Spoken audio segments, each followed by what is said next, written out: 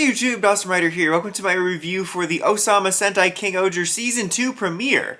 I mean, it's not really that, but it definitely feels like that. With episode 27, we see the start of a new arc in a very different way than usual. There has been some Sentai series that have done sort of similar things, as people have pointed out. I'm sorry, I don't remember who it was, but somebody pointed out that Kaku Ranger had a similar vibe to their second wave arc, where they each got their individual stories leading up to the mecha, which also reminds me how weird it is that the Shogun Megazord is like the primary Megazord of that series, as I always think of it as the second Megazord, but that's neither here nor there.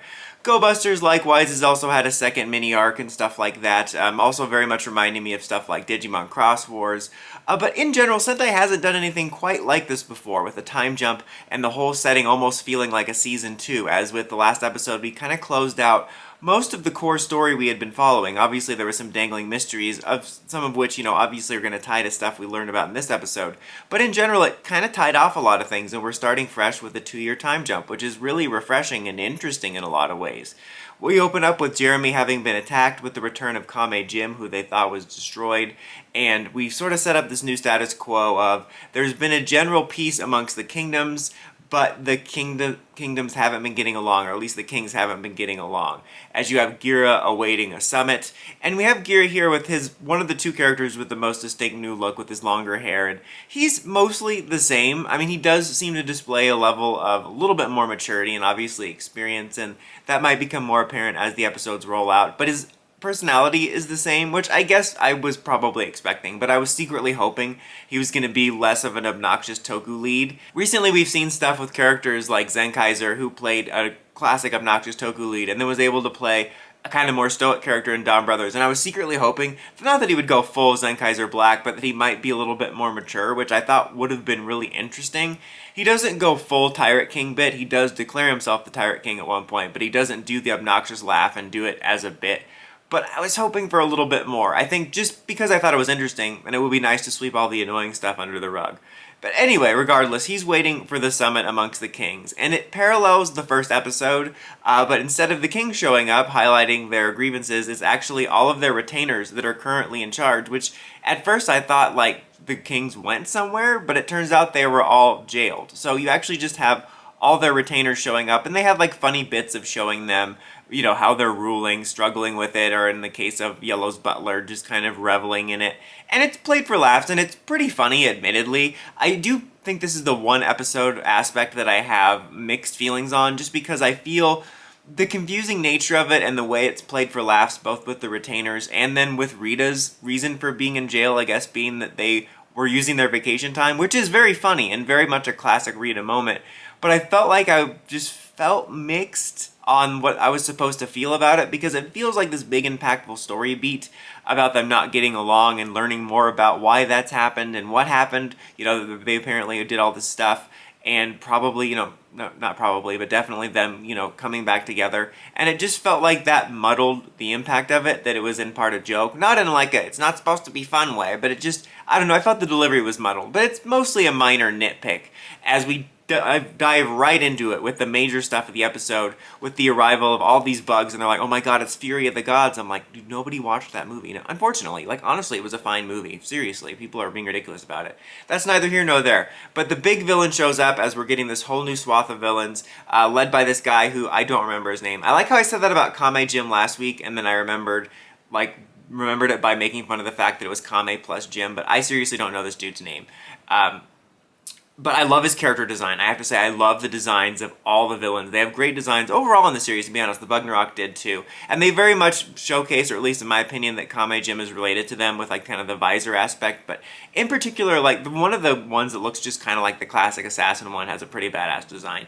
But the main villain in general just has such a sleek and very unique design. Obviously he's an alien, but very alien, if you know what I mean. It just looks otherworldly, but he effectively explains that the Chancellor was behind everything, including the war. But he basically explains that he's been behind it all, that he shows the scope of his power. He sends Gira through this vision quest, which is really epic, like both in terms of some of the visuals are great. King-ohger does some very experimental visuals, and sometimes the green screen doesn't look so hot, but other times it looks fine. But just in general, I think the visuals in this were fairly strong for Sentai in terms of showing like everything and showing the scope. So like it gave epic scale visually, but also in terms of the story, as he reveals like he's basically like a god-esque alien being, that his room is just filled with all these different planets and worlds, and he entertains himself by destroying them, and destroying them by making them destroy themselves by engineering conflicts and stuff like that. It's like Palpatine, but if he just did it for everything and he wasn't trying to have fun, well, you know what I mean, like this guy's trying to have fun. Palpatine was trying to have fun by ruling one planet. Anyway, I'm talking too much about Palpatine in this.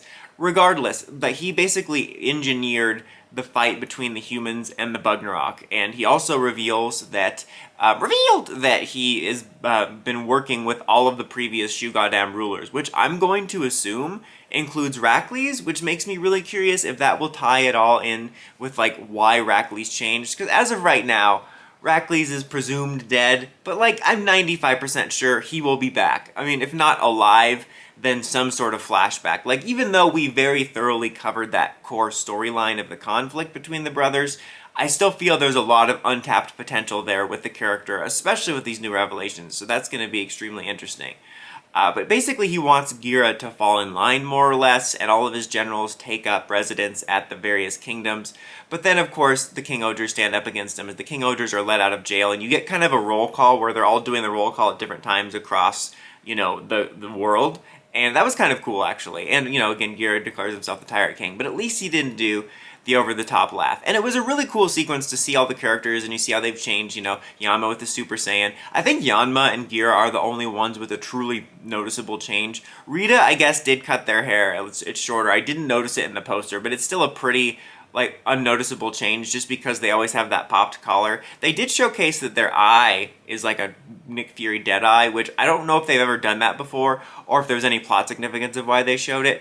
It's funny to me though, like Black Ranger looks the same and Himeno looks the same too in terms of she's wearing a different outfit, but I feel like she changes outfit so much it's not, noticeable, which I think is kind of funny because I think there was an episode in the last couple where she changed outfits within the episode. So I just find it funny that they're visually trying to convey that time has passed, but with her, she changes outfits so much it's hard to do that. Regardless, it was a really cool sequence seeing them all take their kingdoms back. You get the group morph, some signature King-ohger, really beautiful fight scenes. However, I do have to say I think there was a slight missed opportunity, which, this is going to kind of be a nitpick that is going to go away with time as I see how the story unfolds, but I thought it would have been a cool mini arc to have each king return and take back their kingdom, sort of mirroring the beginning of the series where we visited each kingdom and got to learn about the character and kingdom. We could see each king taking back each kingdom as we learn about the changes in the kingdom and the character and giving each one an epic moment. But obviously they have a lot more planned for this back half, so they kind of had to fast track it. And it was a cool and efficient way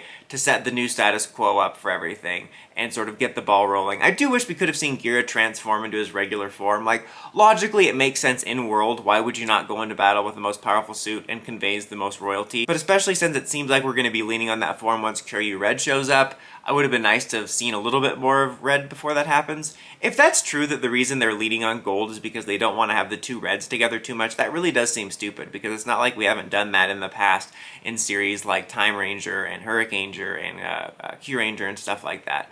But regardless, yeah, it was really cool. I think that the only thing I had mixed feelings on was about the slight metal delivery of the kings and their retainers, but everything else, it was really cool to get this feel of a season 2 premiere, and it honestly even felt like it could have just been a premiere, because there are a lot of series or even toku series that will premiere like this that give you the general outline with some mystery open, and it was really cool to see that in general and get those vibes of series like Digimon Cross Wars where you're entering this new era, but also just the scope of the new conflict was really cool. Admittedly, part of me still thought it would have been neat to have this alien conflict be completely unrelated to what they've faced, but it's also a cool reveal to have this conspiracy behind it that there was this bigger enemy all along, which isn't necessarily new for Sentai, but I think in the context of this story it feels surprising because like Sentai can be so generic in general, but like the sort of medieval legend of the Bugnarok versus humans was such a classic medieval tale, it would just lead you to assume when the series started that that would be how the whole series would go, and to reveal that it was actually all the machinations of this more intergalactic threat was really neat and opens up so much possibility. And the way they set up the way this character works definitely leans into a very easy way for Kyoryu Red to make his way into the plot. I still have very mixed feelings on the way Toku handles their oversaturated crossovers, but I'm admittedly increasingly more interested to see how he plays into the story and what other surprises might await us. But I really did like this episode. I'm going to give it a 4 out of 5. I almost gave it a 5, but the more I thought about it, I'm a little bit mixed on the way they handled the situation with the Kings. I think it could have been a little bit less mixed in terms of how I felt about it, but outside of that, it was a really strong start, and King-ohger continues to be exciting. But what did you think of our Season 2 premiere? Let me know in the comments as always. Until next time, don't forget to like, comment, subscribe, and climb the steps and ring that bell so you can get notifications for my videos. Dawson Ryder, signing out.